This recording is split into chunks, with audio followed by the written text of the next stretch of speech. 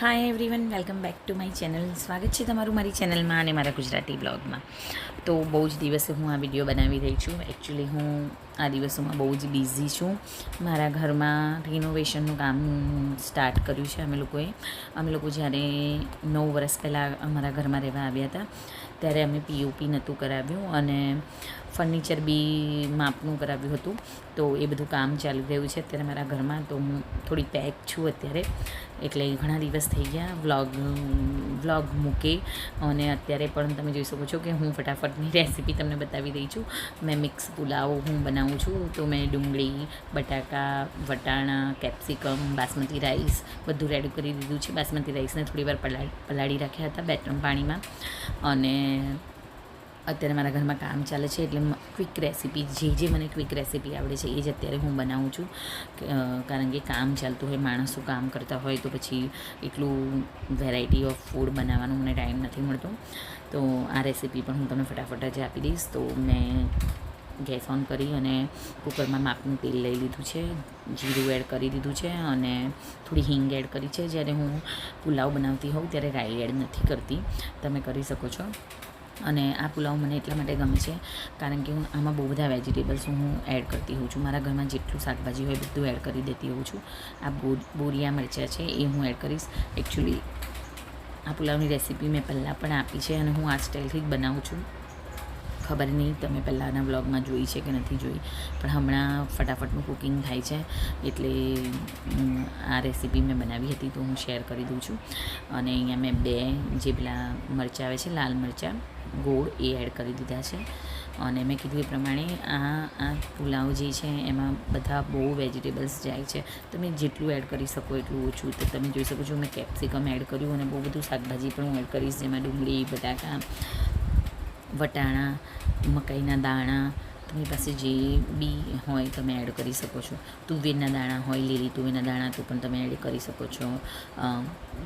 થોડી ભાજી પણ અડધી વાટકી જેટલી એડ કરી શકો છો. બહુ નહીં, બહુ એડ કરશો તો પછી પુલાવ જેવો સ્વાદ નહીં આવે, પણ થોડીક તો એડ કરી શકો છો. તો તમે જોઈ શકો છો કે મેં બધા જ શાકભાજી જે સમારી રાખ્યા હતા તે એડ કરી દીધા. તો આ પુલાવમાં એવું હોય છે કે એવું નહીં કે બાળકોને એકલા રાઈસ જાય છે, પરંતુ બાળકોની સાથે સાથે વેજીટેબલ પણ એટલા જ જાય છે.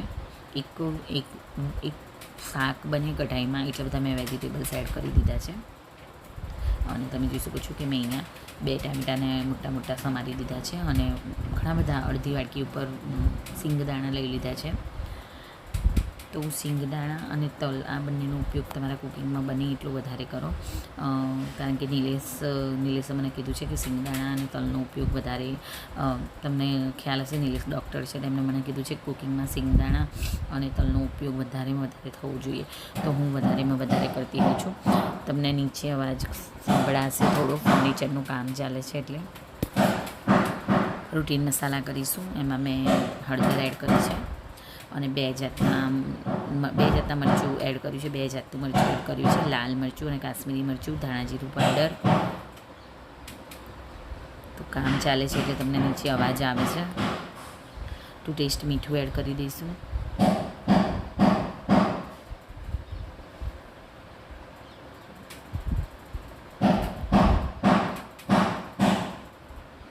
ધાણા એડ કરી દઈશું.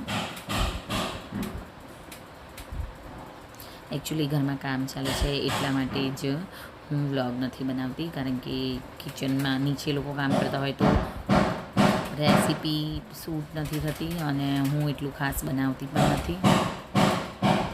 બધું વેલ મિક્સ કરીશું.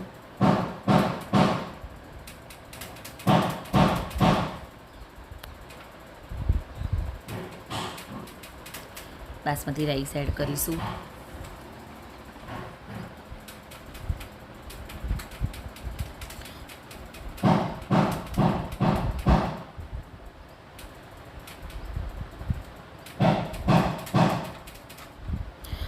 આ પુલાવ તમે ગરમ જ ખાઓ, ગરમ જ વધારે સારો લાગે છે.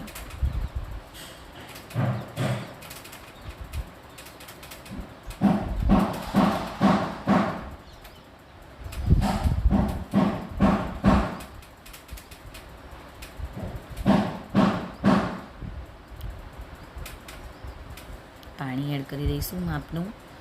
અને આ પુલાવ સાથે વ્હાઈટ કઢી પણ સરસ જાય છે.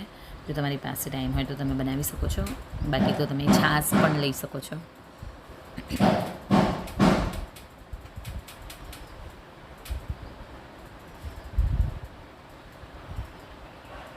ચોખાના ડૂબાડૂબ મેં પાણી એડ કરી દીધું છે અને તમે જોઈ શકો છો એકદમ શાકભાજીથી ભરપૂર એવો આ પુલાવ છે.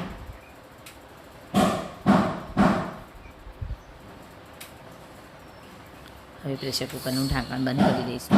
3 થી 4 સીટી વગાડીશું અને જ્યારે પ્રેશર કુકરની વરાળ રિલીઝ થાય ત્યારે જ આપણે કુકરનું ઢાંકણ ખોલીશું. હું તમને એક લુક પણ આપી દઈશ. અને અમે લોકો અત્યારે તો નહીં પણ 2 વીક પહેલાં એક સન્ડે અમદાવાદમાં ગયા હતા મોલમાં, તો હું તમને એની ક્લિપ પાછળથી બતાવીશ. તો તમે જોઈ શકો છો પુલાવનો લુક. તો 2 વીક પહેલાંની આ હવે પછીની જે વિડીયો ક્લિપ છે એ 2 વીક પહેલાંની છે કે જ્યારે અમે અમદાવાદ ગયા હતા. તો આઈ હોપ તમે એન્જોય કરશો.